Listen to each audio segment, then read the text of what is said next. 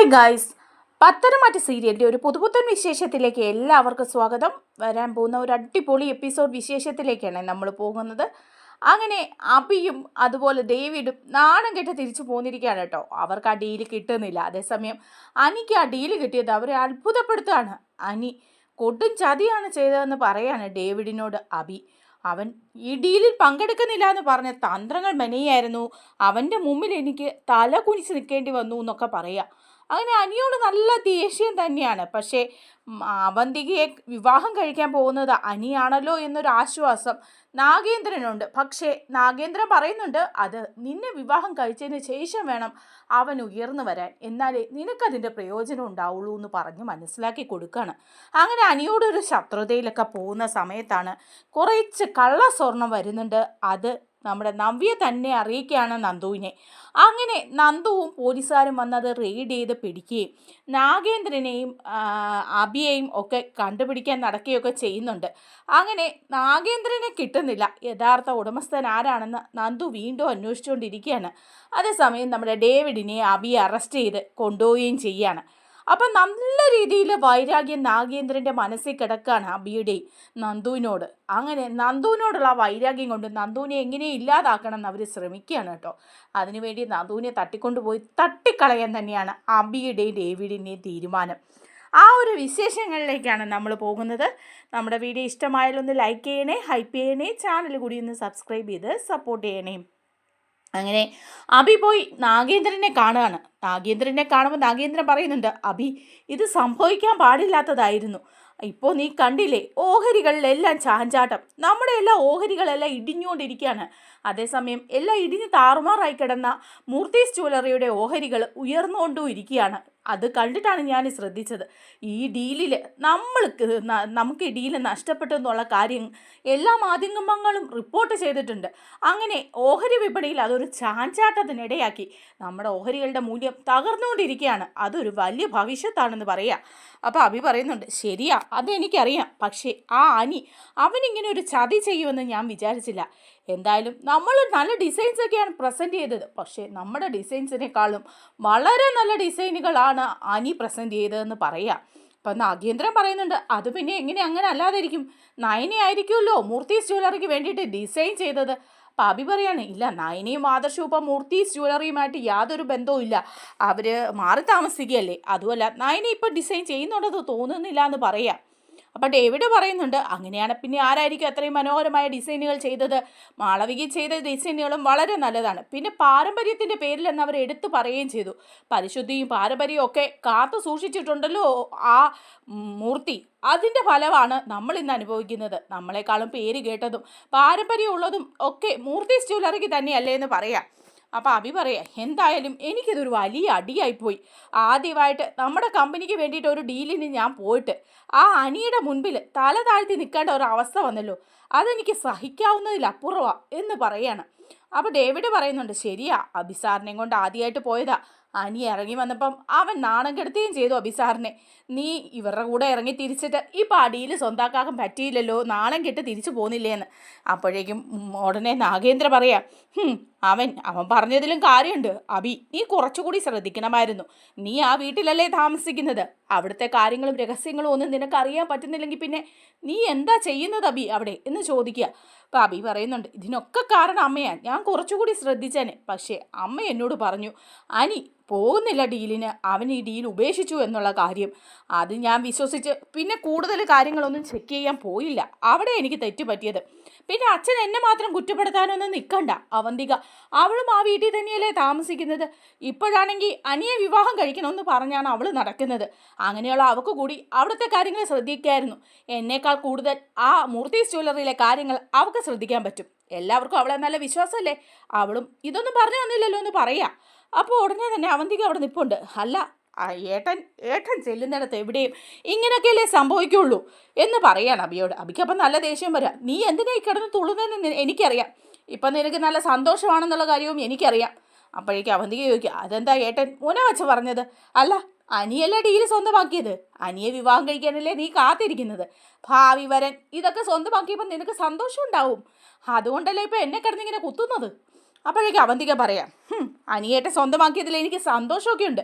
പക്ഷേ അയാൾ എൻ്റെ ഭർത്താവായതിന് ശേഷം പക്ഷേ ഇപ്പോൾ അച്ഛൻ പറഞ്ഞിരിക്കുന്നത് എന്തായാലും മൂർത്തീസ് ജ്വല്ലറിയെ തകർക്കണം എന്നുള്ളതാണ്. അത് അച്ഛൻ്റെ വാശിയാണ്. അതിന് ഞാൻ കൂടെ നിൽക്കും. അനിയേട്ടനെ വിവാഹം കഴിക്കാൻ തന്നെ ഞാൻ തീരുമാനിച്ചതിന് പിന്നിൽ അങ്ങനെ ഒരു കാര്യമാണ് ഉള്ളത്. അനന്തപുരി തറവാട് തകർന്നു കാണണം, അവിടുത്തെ സ്വത്തുക്കൾ മുഴുവൻ നമുക്കാവണം എന്നൊക്കെ വിചാരിച്ചിട്ട്. അല്ലാതെ ഏട്ടൻ പറയുന്ന പോലെ ഇങ്ങനെ കുശുമ്പും കുന്നായ്മയും വെച്ച് അങ്ങനെയൊന്നും എന്നോട് സംസാരിക്കരുതെന്ന് പറയുക അവന്തിക. അങ്ങനെ രണ്ടും കൂടെ നല്ല മുട്ടനടിയാ. അപ്പോഴേക്കും നാഗേന്ദ്രൻ പറയുന്നുണ്ട്, നിങ്ങൾ രണ്ടുപേരും ഒന്ന് നിർത്തുന്നുണ്ടോ? ആദ്യം നമ്മുടെ ലക്ഷ്യങ്ങളിൽ നമുക്ക് എത്തണം. മൂർത്തീസ് ജ്വല്ലറിയെയും അനന്തപുരി തറവാടിനെയും തകർക്കണം. അതിനുശേഷമല്ലേ ബാക്കി കാര്യങ്ങളൊക്കെ എന്ന് പറയാണ്. അപ്പോഴേക്കും അഭി പറയാം, അതെ അതിനുശേഷമാണ് ബാക്കി കാര്യങ്ങൾ. പക്ഷേ അതിനുശേഷം ബാക്കി കാര്യങ്ങളൊക്കെ നല്ല രീതിയിൽ നടന്നാൽ കൊള്ളാം. അനി അവനെയല്ലേ ഇവള് പ്രേമിക്കുന്നത്, അവനെ ഇവക്ക് വിവാഹം കഴിക്കാൻ പറ്റുമെന്നുള്ളതിൽ എന്താ ഒരു വിശ്വാസം? അപ്പം അവന്തിക പറയാണ്, അതെന്താ അങ്ങനെ ഇപ്പം പറയാനായിട്ടൻ?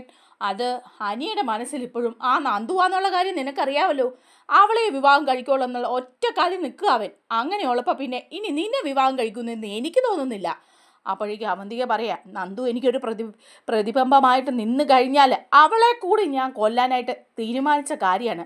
അതിനും അച്ഛൻ്റെ കൂടെ നിൽക്കുകയല്ലേ എന്ന് ചോദിക്കുക. അപ്പം നാഗേന്ദ്ര പറയാണ്, അതൊക്കെ നിൽക്കും മോളെ, ആദ്യം നമ്മൾ നമ്മുടെ ലക്ഷ്യത്തിലെത്തട്ടെ. അതിനു മുമ്പ് നമുക്ക് അത് കഴിഞ്ഞ് അനന്തപുരിയെ നമുക്ക് വെട്ടിപ്പിടിക്കണം, മൂർത്തീസ് ജ്വല്ലറിയും.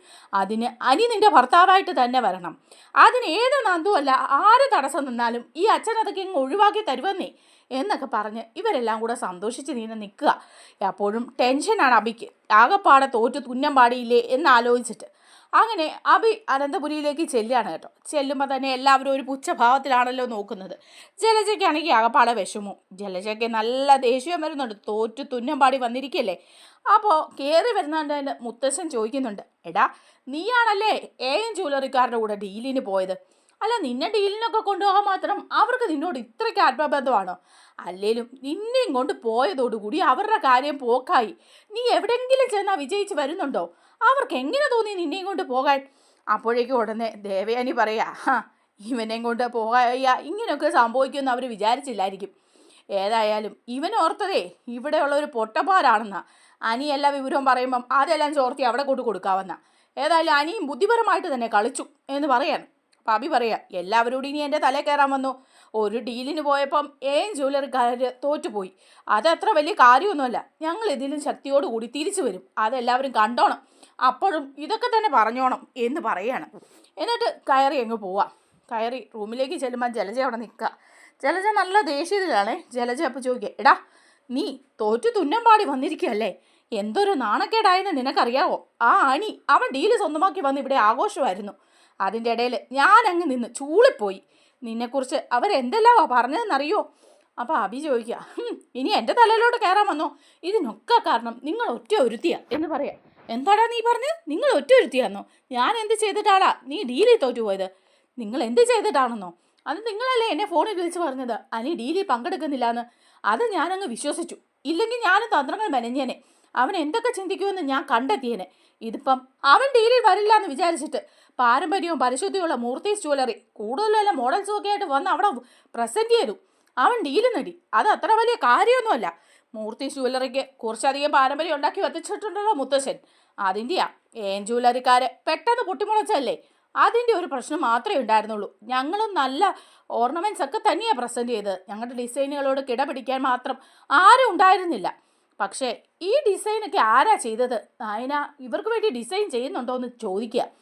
അപ്പോൾ ഉടനെ ജലജ പറയാം, ഉണ്ടായിരിക്കും. എല്ലാവർക്കും നയനയോട് താല്പര്യമല്ലേ. എടാ ആദർശും നയനയും ഈ വീട്ടിൽ നിന്ന് ഇറങ്ങിയെങ്കിലും അവർ ഈ വീടുമായിട്ട് നല്ല ബന്ധമുണ്ട്. എനിക്ക് വേണ്ട സഹായങ്ങളൊക്കെ ആദർശ് ചെയ്തു കൊടുക്കുന്നുണ്ടെന്നാണ് എനിക്ക് തോന്നുന്നത്. കാണുമ്പോൾ പുറത്ത് എല്ലാവരോടും പിണക്കം ഭാവിക്കുന്നുണ്ടെങ്കിലും പുറമേ നിന്ന് ആദർശ് മൂർത്തീസ് ജ്വല്ലറിക്ക് വേണ്ടി കളിക്കുന്നുണ്ടറാ. അപ്പോൾ അഭി പറയാ, അത് എനിക്കും തോന്നുന്നുണ്ട് എന്ന് പറയാണ്. അപ്പോഴേക്കും നവ്യം വരികയാണ് അങ്ങോട്ട്. നവ്യ പറയുന്നുണ്ട്, ഡീല് കിട്ടിയില്ല അല്ലേ എന്ന് ചോദിക്കുക. പാപ്പി പറയുന്നുണ്ട്, ഇല്ല, നീ അറിഞ്ഞാലേ, പിന്നെ എന്തിനാ നീ എന്നോട് ഇങ്ങനെ ചോദിക്കുന്നത്? എല്ലാവരും എന്നെ കുത്തി കുത്തി ഇങ്ങനെ ചോദിച്ചുകൊണ്ടേ ഇരിക്കുക. അപ്പോഴേക്കും നവ്യ പറയാം, അതുകൊണ്ടല്ലടാ, സാരമില്ല, നീ വിഷമിക്കണ്ട, ഇനിയും ഉണ്ടല്ലോ ഓരോ കോൺട്രാക്റ്റുകളും ഡീലുകളും ഒക്കെ, അതൊക്കെ നമുക്ക് നേടിയെടുക്കാം. ഇപ്രാവശ്യം നമുക്കൊരു അബദ്ധം പറ്റി, അനി അത് നേടി, സാരില്ല, നീ വിഷമിക്കണ്ട. എനിക്കെന്ത് വിഷമം? എനിക്ക് വിഷമിക്കേണ്ട ഒരു കാര്യമില്ല. പിന്നെ നീ ഒരു കാര്യം മനസ്സിലാക്കിക്കോണം, നീ വലിയ ജാടയും ഗുമ്മും ഒന്നും ഇട്ട് നിൽക്കുകയൊന്നും വേണ്ട. നിന്റെ പേരിലൊന്നും അല്ല എനിക്ക് അവിടെ ജോലി കിട്ടിയിരിക്കുന്നതും ഞാൻ പിടിച്ച് നിൽക്കുന്നതൊന്നും കേട്ടോ. അപ്പോൾ ഉടനെ നവ്യ ചോദിക്കുക, പിന്നെ എന്ത് പേരിലാണാവോ ഇതുപോലൊരു തരികിടയായ നിനക്ക് അവർ ജോലി തന്നിരിക്കുന്നത്? വേറെ എന്തെങ്കിലും കണക്ഷൻ നിനക്ക് ജ്വല്ലറി ആയിട്ടുണ്ടോടാ? അപ്പോൾ അവ അറിയാം, വേറൊരു കണക്ഷനും എനിക്കില്ല. പറയണമെന്നുണ്ട്, പറയുന്നില്ല കേട്ടോ. വേറൊരു കണക്ഷനും എനിക്കില്ല. തൽക്കാലം ഞാൻ ഇനിയിപ്പം അവിടുത്തെ MD കസേരയിൽ വരെ എത്തും, നീ അത് കണ്ടോണമെന്ന് പറയുക. തൻ കയറിപ്പോറുക. അപ്പം നവ്യ മനസ്സിൽ വിചാരിക്കുക, ഇവനും ജ്വല്ലറിക്കാരും തമ്മിൽ എന്തോ കണക്ഷനുണ്ട്. ആ ഡേവിഡ് ഇവനെ കൈവിട്ട് സഹായിക്കുന്നുണ്ട്.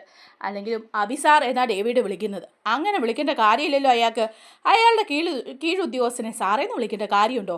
ഇവനപ്പോൾ ആ ജ്വല്ലറിയുടെ കിങ് ഓബ്രയുമായിട്ട് എന്തോ കണക്ഷനുണ്ട്. എന്തായാലും ഈ നവ്യ കണ്ടെത്തിയിരിക്കും. ഇപ്പം തന്നെ നിനക്കൊരടി കിട്ടിയല്ലോ. അനിയുടെ മുമ്പിൽ നീ തല താഴ്ത്തി നിന്നില്ലേ? ഇനിയും നിനക്ക് ഇങ്ങനെയുള്ള അവസരങ്ങളുണ്ടാവും. ഞാനാടാ നിൻ്റെയൊക്കെ പിന്നി കളിച്ചത് എന്നൊക്കെ മനസ്സിലിങ്ങനെ വിചാരിക്കുകയാണ് നവ്യ. അങ്ങനെ അതൊക്കെ കഴിയുമ്പോഴേക്കും പിറ്റേ ദിവസം ലോഡ്ജിൽ എല്ലാവരും കൂടെ നിൽക്കുകയാണ് കേട്ടോ. ഹോട്ടൽ റൂമിലാണ്. നാഗേന്ദ്രയും അവന്തികയും ഉണ്ട്, അഭിയുമുണ്ട്, ഡേവിഡും ഉണ്ട്. അപ്പോൾ ഇവരിങ്ങനെ സംസാരിച്ചുകൊണ്ടിരിക്കുകയാണ്.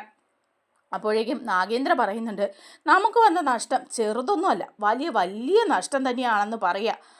അപ്പം ഉടനെ ഡേവിഡും പറയുക, ശരിയാണെന്ന് പറയുക. ആ നഷ്ടങ്ങളൊക്കെ നികത്താൻ വേണ്ടിയിട്ട് നമ്മൾ ചില പ്ലാനുകളൊക്കെ ചെയ്തിട്ടുണ്ട്. അതൊക്കെ നല്ല രീതിയിൽ തന്നെ നടക്കണം എന്ന് പറയുന്നുണ്ട് നാഗേന്ദ്ര.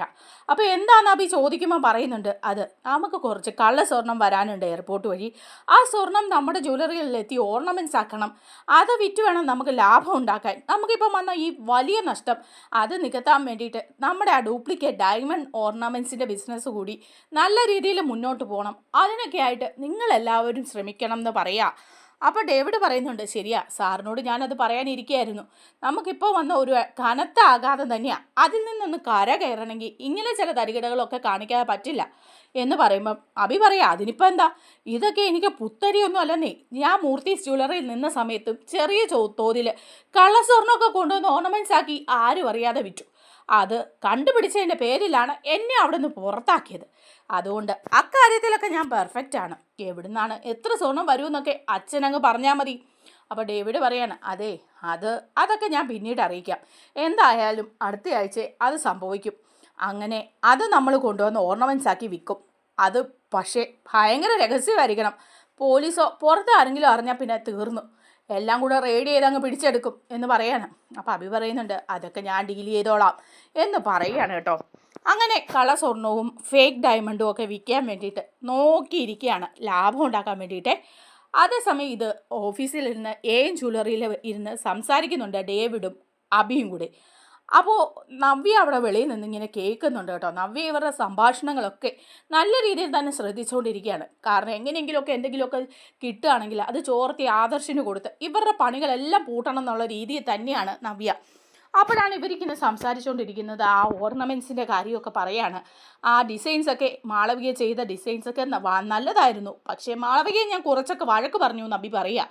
അപ്പം ഡേവിഡ് ചോദിക്കുക, അല്ല മാളവികയുടെ ഡിസൈനുകളൊന്നും കുറച്ചുകൂടി നന്നായിരുന്നെങ്കിൽ ചിലപ്പോൾ നമുക്ക് ആ ഡീല് കിട്ടിയേനെ എന്ന് പറയുമ്പോൾ ഡേവിഡ് പറയുന്നുണ്ട്, അതൊന്നും സാരില്ല സാറേ, ഇനിയിപ്പം നമുക്ക് ആ ഡയമണ്ട്സ്, ആ ഡ്യൂപ്ലിക്കേറ്റ് ഡയമണ്ട്സ് മാളവികയുടെ ഡിസൈൻ വെച്ച് ഉണ്ടാക്കി വിൽക്കുന്നുണ്ടല്ലോ, ആ പരിപാടി നല്ല രീതിയിൽ നടക്കട്ടെ, അവൾ നന്നായിട്ട് ഡിസൈൻ ചെയ്ത് തരട്ടെ, അതുകൊണ്ട് പതുക്കെ ഒന്നും മിണ്ടാതൊക്കെ അങ്ങ് നിന്നാൽ മതി എന്ന് പറയാം. അപ്പോൾ അഭിയും പറയുന്നുണ്ട്, അതെ, അവളെ അങ്ങനെ വഴക്ക് പറയേണ്ട ഒന്നുമില്ലേലും നല്ലൊരു പെൺകുട്ടിയല്ലേ എന്നൊക്കെ ഇങ്ങനെ പറഞ്ഞ് ഇവരിയ്ക്കുക. ഇതൊക്കെ നമ്മുടെ നവ്യ വെളിയിൽ നിന്ന് വാതിലിൻ്റെ സൈഡിൽ നിന്ന് ശ്രദ്ധിച്ചുകൊണ്ടേയിരിക്കുക. അപ്പോഴാണ് പറയുന്നത്, മറ്റേ ആ സ്വർണം വരുന്നുണ്ട്, ആ എയർപോർട്ട് വഴി വരുന്നുണ്ട്, നാളെ തന്നെയാണ് അത് വരുന്നത്. നമ്മുടെ ആളുകളാണ് അത് കളക്ട് ചെയ്യുന്നത്. 2-3 പേരായിട്ടാണ് അത് കളക്ട് ചെയ്ത് 2-3 റൂട്ടിൽ കൂടിയാണ് വരുന്നത്. എവിടെയോ ഒരു റെയ്ഡ് ഉണ്ടാകാൻ സാധ്യതയുള്ളത് കൊണ്ട് ഈ 3 റൂട്ടിൽ കൂടിയാണ് വരുന്നത് എന്ന് പറയുകയാണ് കേട്ടോ. അത് നവ്യ കേട്ടോണ്ട് നിൽക്കുമ്പം ഉടനെ തന്നെ നവ്യ മനസ്സിൽ വിചാരിക്കുന്നുണ്ട്, ഇവന്മാർ കള്ള സ്വർണം എയർപോർട്ട് വഴി വരുന്നത് ജ്വല്ലറിയിലേക്ക് എത്തിക്കുകയാണ്. ഇതെങ്ങനെയെങ്കിലും പോലീസിനെ ഇൻഫോം ചെയ്യണം, ഇത് റെയ്ഡ് ചെയ്യിപ്പിക്കണം. ഇവന്മാർ ഇതുകൊണ്ട് ജീവിക്കരുത്, അങ്ങനെ ലാഭം ഉണ്ടാക്കാൻ നോക്കരുത് എന്ന് മനസ്സിൽ വിചാരിക്കുക. അങ്ങനെ നവ്യ ഇത് മനസ്സിൽ വിചാരിച്ചുകൊണ്ടിരിക്കുകയാണ്. അപ്പോഴേക്കും ഇവർ ഇതൊക്കെ പറഞ്ഞ് പ്ലാൻ എല്ലാം പറയുകയാണ് അഭിയും ഡേവിഡും കൂടെ. അതെല്ലാം നവ്യ കേട്ടോണ്ടും ഇരിക്കുകയാണ്. ഇനിയിപ്പോൾ നവ്യയ്ക്ക് അത് ആദർശിനെ അറിയിക്കേണ്ട താമസമേ ഉള്ളൂ. അതേസമയം നമ്മുടെ അവന്തികയാണെങ്കിൽ അനിയുമായിട്ട് സംസാരിച്ചുകൊണ്ട് നിൽക്കുമ്പോൾ അനിയോട് പറയുന്നുണ്ട്, ഭയങ്കര കൂളായിട്ട് അനിയോട് സംസാരിക്കുകയാണ്. അനിയെ കൺഗ്രാജുലേറ്റ് ചെയ്യാണ് കേട്ടോ, ആ ഡീല് സ്വന്തമാക്കിയതിന്. അനിയേട്ടനെ കൊണ്ടേ ഇത് പറ്റുള്ളൂ. എന്തായാലും അനിയേട്ടൻ MD ആയിട്ട് ഇരുന്നതിന് ശേഷം ആദ്യമായിട്ട് ഇങ്ങനെ ഒരു ഡീല് സ്വന്തമാക്കിയതിൽ കൺഗ്രാജുലേഷൻസ്, വളരെ നന്നായിട്ടുണ്ട് അനിയേട്ട എന്നൊക്കെ പറഞ്ഞങ്ങ് പുകഴ്ത്തുവാണ് കേട്ടോ അവന്തിക. അപ്പോൾ അനി പറയുന്നുണ്ട് താങ്ക് യു എന്നൊക്കെ പറയുകയാണ്. സാധാരണ പറയുന്ന പോലെ തന്നെയൊക്കെ പറയുകയാണെങ്കിലും അവന്തിക അപ്പോൾ പറയുകയാണ്, അനിയേട്ടൻ ഈ ചെയ്യുന്നതെല്ലാം നമുക്ക് വേണ്ടിയിട്ടാണല്ലോ എന്ന് ഓർക്കുമ്പം എനിക്ക് നല്ല സന്തോഷമുണ്ടെന്ന് പറയാം. അപ്പോൾ അനിക്ക് വീണ്ടും മനസ്സിലാവുന്നില്ല. അനി പറയാണ്, അനിയോട് പറയുന്നുണ്ട് ചെറിയൊരു പാർട്ടിയൊക്കെ അറേഞ്ച് ചെയ്യാമായിരുന്നു അല്ലേന്ന് ചോദിക്കുക. അപ്പോൾ അനി പറയുന്നുണ്ട് എന്ത് പാർട്ടി, എൻ്റെ ഒരു ഫ്രണ്ടിന് ഞാനൊരു പാർട്ടി കൊടുക്കുന്നുണ്ട് എന്ന് പറയാണ്. അപ്പോൾ അവന്തിക ചോദിക്കുന്നുണ്ട് അതാരാ ഫ്രണ്ട്, നവീനേട്ടനാണോ എന്ന് ചോദിക്കുക. അപ്പം അനി പറയുന്നുണ്ട് അല്ല നവീനല്ല, വേറൊരു ഫ്രണ്ടാണ്. അല്ല നിനക്കറിയായിരിക്കും ഞാൻ വിവാഹം കഴിക്കാനിരുന്ന പെൺകുട്ടി എന്ന് പറയുമ്പം അവന്തിക ചോദിക്കുക അതാരാ അങ്ങനെ ഒരു പെൺകുട്ടി, അനാമികയെ വിവാഹം കഴിച്ചതിന് ശേഷമാണോ അതിന് മുമ്പാണോ എന്നൊക്കെ ചോദിക്കുമ്പോൾ അനി പറയുക അതൊരു വലിയ കഥ തന്നെയാണ്. അന്നും ഇന്നും എന്നും ഒക്കെ നന്ദു മാത്രമേ എൻ്റെ മനസ്സിലുള്ളൂ അവന്തികയെ. ഞാൻ നന്ദുവിനെ വിവാഹം കഴിക്കാൻ ഒരുപാട് ആഗ്രഹിക്കുന്നുണ്ട്. പക്ഷേ വീട്ടുകാർക്ക് ആർക്കും താല്പര്യമില്ല, ഇവിടെയും അവിടെയും. അങ്ങനെ നന്ദുവും ഞാനും തമ്മിൽ ഒറ്റയ്ക്കൊരു തീരുമാനം എടുത്തു കഴിഞ്ഞാൽ നന്ദുവിൻ്റെ ഏട്ടത്തിമാരെയും എൻ്റെ ഏട്ടന്മാരെയൊക്കെ ബാധിക്കുന്നത് കൊണ്ടാണ് ഞങ്ങൾ അങ്ങനെ ഒരു തീരുമാനം എടുക്കാത്തത്. എന്തായാലും നന്ദുവിന് വേണ്ടി മാത്രമാണ് ഞാൻ കാത്തിരിക്കുന്നതെന്ന് പറയുക. അപ്പോൾ അത് കേൾക്കുമ്പോഴേക്കും അവന്തിക ഞെട്ടിപ്പോവാണേ. അവന്തികയ്ക്ക് നല്ല ദേഷ്യം വരും, ഇവൻ ഇപ്പോഴും നന്ദുവിനെ തന്നെ ആലോചിച്ചുകൊണ്ടിരിക്കുകയാണോ എന്ന് ഓർത്തിട്ട്. ഉടനെ തന്നെ അവന്തിക പറയുക അനിയേട്ട അതൊക്കെ അങ്ങ് വിട്, അതൊന്നും നടക്കാൻ പോകുന്ന കാര്യമല്ലല്ലോ. അതിന് നല്ല പ്രപ്പോസലൊക്കെ അനിയേട്ടന് വരുമല്ലോ. പിന്നെ ഇനി നന്ദുവിനെ ചിന്തിച്ച് എന്തിനാ വെറുതെ ആ മൊട്ടേച്ചി പോലീസുകാരി എന്നൊക്കെ പറയാം. അപ്പോൾ അനി പറയാം അവന്തികെ സംസാരിക്കുമ്പോൾ സൂക്ഷിച്ച് സംസാരിക്കണം. എൻ്റെ ഏറ്റവും ബെസ്റ്റ് ഫ്രണ്ടും ഞാൻ കല്യാണം കഴിക്കാൻ ആഗ്രഹിക്കുന്ന പെൺകുട്ടിയും നന്ദുവാണ്. അവളെക്കുറിച്ച് ഇങ്ങനെ മോശമായിട്ടൊന്നും സംസാരിക്കുന്നത് എനിക്കിഷ്ടമില്ല എന്ന് പറയാം. അപ്പോൾ തന്നെ അവന്തികയ്ക്ക് അങ്ങ് സങ്കടം വരുവാണെങ്കിൽ അനിയെ കെട്ടാനിരിക്കുകയാണല്ലോ. അപ്പോൾ അവന്തികയെ താല്പര്യമില്ല എന്ന് മനസ്സിലായി, നടക്കാൻ പോകുന്നില്ലെന്ന് മനസ്സിലായി. നേരെ അച്ഛൻ്റെ അടുക്ക ചെന്നിട്ട് അച്ഛനോട് പരാതി പറയാണ് അവന്തിക. അച്ഛൻ ആലോചിച്ച രണ്ടെണ്ണവും നടക്കാൻ പോകുന്നില്ല. ആദ്യം എനിക്ക് മോഹം തന്നു നവീനായിട്ട് മറ്റുമായിട്ടുള്ള വിവാഹം നടത്താമെന്ന് പറഞ്ഞ്. പക്ഷേ അയാൾക്കും നന്ദോനെയാണ് ഇഷ്ടം, അയാൾക്കും മറ്റൊരു പെണ്ണിനെയാണ് ഇഷ്ടം, എന്നോട് താല്പര്യമില്ല. ഇപ്പോൾ അനിയേട്ടനുമായിട്ടുള്ള വിവാഹം നടത്താമെന്ന് പറഞ്ഞു. ഞാൻ കുറേയൊക്കെ ആഗ്രഹിച്ചു പോയി മനസ്സിൽ. പക്ഷേ ഇപ്പം അങ്ങേർക്കും നന്ദുവിനെ വിവാഹം കഴിച്ചാൽ മതിയെന്ന്. അവൻ അങ്ങനെ പറഞ്ഞോ, നിന്നോട് അങ്ങനെ പറഞ്ഞോ എന്ന് ചോദിക്കുക നാഗേന്ദ്ര. അപ്പോൾ പറഞ്ഞു എൻ്റെ മുഖത്ത് നോക്കി പറഞ്ഞു നന്ദുവിനെയാണ് വിവാഹം കഴിക്കാൻ ആഗ്രഹിക്കുന്നതെന്നും അന്നും ഇന്നും ഒക്കെ നന്ദു മാത്രമേ അനിയേട്ടൻ്റെ മനസ്സിലുള്ളൂന്നും. ഇനിയിപ്പോൾ ഞാൻ എന്ത് പറയാനാ, ഞാൻ ഇനി അയാളെ പിടിച്ച് വിവാഹം കഴിക്കാൻ പറ്റുന്ന കാര്യമാണോ വെച്ചാൽ അതും പൊട്ടിപ്പോയല്ലോ എന്ന് പറയാണ്. അപ്പോഴേക്കും ഉടനെ തന്നെ നാഗേന്ദ്ര പറയാം മോളെ നീ ഇങ്ങനെ ദേഷ്യപ്പെടാതെ നമുക്കതിന് പരിഹാരം ഉണ്ടാക്കാമെന്ന് പറയാം. അപ്പം അവന്തിക പറയുന്നുണ്ട് പരിഹാരം ഒന്നേ ഉള്ളൂ, ആ നന്ദുവിനെ ഇല്ലാതാക്കണം, അതിന് അച്ഛൻ എന്നെ സഹായിക്കണം എന്ന് പറയുമ്പോൾ നാഗേന്ദ്ര പറയാം അതെ എൻ്റെ മോക്ക് ഇനി ഒരു വിഷമം കൂടി ഉണ്ടാകാൻ പാടില്ല. മാർത്തവുമല്ല അനന്തപുരിയിലെ സ്വത്തുക്കൾ നിൻ്റെ കൈ വരണമെങ്കിൽ അനിയൻ നീ വിവാഹം കഴിക്കണം. അതിനുവേണ്ടി നന്ദുവിനെയല്ല ആരെ വേണേലും ഇല്ലാതാക്കാൻ ഈ അച്ഛൻ തയ്യാറാണെന്ന് പറയുകയാണ്. അപ്പോൾ അവന്തിക ഹാപ്പിയാകുക. അങ്ങനെ ഇരിക്കുമ്പോഴാണ് ഈ സ്വർണത്തിന് വന്നുകൊണ്ടിരിക്കുന്നത് കേട്ടോ. അമ്പിയാണെങ്കിൽ ഫ്രണ്ട് വഴിയിട്ട് ആദർശിന് മെസ്സേജ് ഇടുന്നുണ്ട്, ഇങ്ങനെ ഒരു സംഭവമുണ്ട്, അതുകൊണ്ട് എത്രയും പെട്ടെന്ന് പോലീസിനെ അറിയിക്കണം എന്നൊക്കെ പറഞ്ഞിട്ട്. ആദർശാണെങ്കിൽ അത് നന്ദുവിനെ അറിയിക്കുകയാണ്. നന്ദു ആ സമയത്ത് റെഡി ചെയ്യുകയാണ്. വണ്ടിയിൽ കടത്തിക്കൊണ്ടുവരുന്ന കള്ള സ്വർണം വഴി വെച്ച് തന്നെ പിടിക്കുകയാണ് ചെയ്യുന്നത്. കോടികളുടെ നഷ്ടമാണ് കേട്ടോ നാഗേന്ദ്രയ്ക്ക് അവൻ ഡേവിഡിനും അതുപോലെ അബിക്കുമൊക്കെ ഉണ്ടാകുന്നത്. അവരൊക്കെ തകർന്നടിഞ്ഞു പോവുകയാണ് നന്ദു ഇങ്ങനെ ചെയ്തപ്പോൾ. അത് പോരാഞ്ഞിട്ട് ഡ്യൂപ്ലിക്കേറ്റ് ഡയമണ്ട്സും റെയ്ഡ് ചെയ്തെടുക്കുകയാണ് നന്ദു. ഈ വിവരങ്ങളെല്ലാം നവ്യാണ് ചോർത്തി കൊടുക്കുന്നത്. അങ്ങനെ ഇതൊക്കെ സംഭവിച്ചു കഴിയുമ്പോൾ ഇവരാകെ ഭ്രാന്തമായ ഒരു അവസ്ഥയിലാണ്. ഇവരെല്ലാവരും കൂടി നിന്ന് സംസാരിക്കുക, ഇതൊക്കെ എങ്ങനെ സംഭവിക്കുന്നു, ഇതിനൊക്കെ നന്ദുവിനെ ആരറിയിക്കുന്നു, പോലീസിനെ അറിയിക്കുന്ന ആരായിരിക്കും, നമ്മുടെ കൂടെ നിന്ന് ആരോ ഇത് ചതിക്കുന്നുണ്ടെന്നാണ് തോന്നുന്നത് എന്ന് പറയാണ്. അപ്പം അബിയെയും ഡേവിഡിനെയും അറസ്റ്റ് ചെയ്തുകൊണ്ട് പോയിരിക്കുകയാണ്. അപ്പം നാഗേന്ദ്ര ഒരു തീരുമാനം എടുക്കുക, അബിയും ഡേവിഡും ജാമ്യത്തിൽ ഇറങ്ങട്ടെ, അതിനുശേഷം ആ നന്ദുവിനെ ഇല്ലായ്മ ചെയ്യും. അവൾ ഇനി ജീവിച്ചിരിക്കാൻ പാടില്ല. എൻ്റെ മോളുടെ ജീവിതത്തിനും അതുപോലെ തന്നെ എൻ്റെ ബിസിനസ്സിനും എല്ലാം തടസ്സമായിട്ട് അവളുണ്ടാകാൻ പാടില്ല. അവളെ നാഗേന്ദ്ര ഇല്ലാതാക്കും. ഒരുപാട് കളികൾ കളിച്ച് വന്നവനാ നാഗേന്ദ്ര എന്നൊക്കെ പറയുക. അങ്ങനെ അബിയും ഡേവിഡും അറസ്റ്റ് ചെയ്ത് പോയിട്ട് ജാമ്യത്തിൽ വന്നു കഴിയുമ്പോഴേക്കും അവർ തീരുമാനിക്കുകയാണ് നന്ദുവിനെ ഇല്ലാതാക്കാൻ. അങ്ങനെ ഒരു ദിവസം നന്ദു ഡ്യൂട്ടി കഴിഞ്ഞ് പോകുന്ന സമയത്ത് രാത്രിയിൽ ഒരു കോള് വരികയാണ്. അപ്പം അടുത്തുള്ള ഒരു ഗോഡൗണിൽ ഒരു പെൺകുട്ടിയെ കുറച്ച് പേര് കൂടി ഉപദ്രവിക്കുന്നു എന്ന് പറഞ്ഞിട്ട് ഒരു മെസ്സേജാണ് നന്ദുവിന് വരുന്നത്. നന്ദു ഉടനെ തന്നെ ഒറ്റയ്ക്ക് അങ്ങോട്ട് ചെല്ലുകയാണ്. ഒറ്റയ്ക്ക് അങ്ങോട്ട് ചെന്ന് കഴിയുമ്പം അവിടെ നമ്മുടെ അബിയും ഡേവിഡുമാണ് ഉള്ളത്. കുറച്ച് ഗുണ്ടകളും ഉണ്ട്. അവരെല്ലാവരും കൂടി നന്ദുവിനെ പിടിച്ച് കെട്ടിയിടുകയാണ് ചെയ്യുന്നത് കേട്ടോ. അങ്ങനെ നന്ദുവിനെ അവരെല്ലാം കൂടെ കൊല്ലാനുള്ള തീരുമാനമാണ് എടുത്തിരിക്കുന്നത്. പക്ഷേ ഇതിൽ നിന്നൊക്കെ നമ്മുടെ നവ്യ തന്നെ രക്ഷിക്കുന്നൊക്കെയുണ്ട്. അത് വരുന്ന വീഡിയോയിലൂടെ നമ്മൾ പറയുന്നതായിരിക്കും. നമ്മുടെ വീഡിയോ ഇഷ്ടമായാലൊന്ന് ലൈക്ക് ചെയ്യണേ, ഹൈപ്പ് ചെയ്യണേ, ചാനൽ കൂടി ഒന്ന് സബ്സ്ക്രൈബ് ചെയ്ത് സപ്പോർട്ട് ചെയ്യണേ. താങ്ക്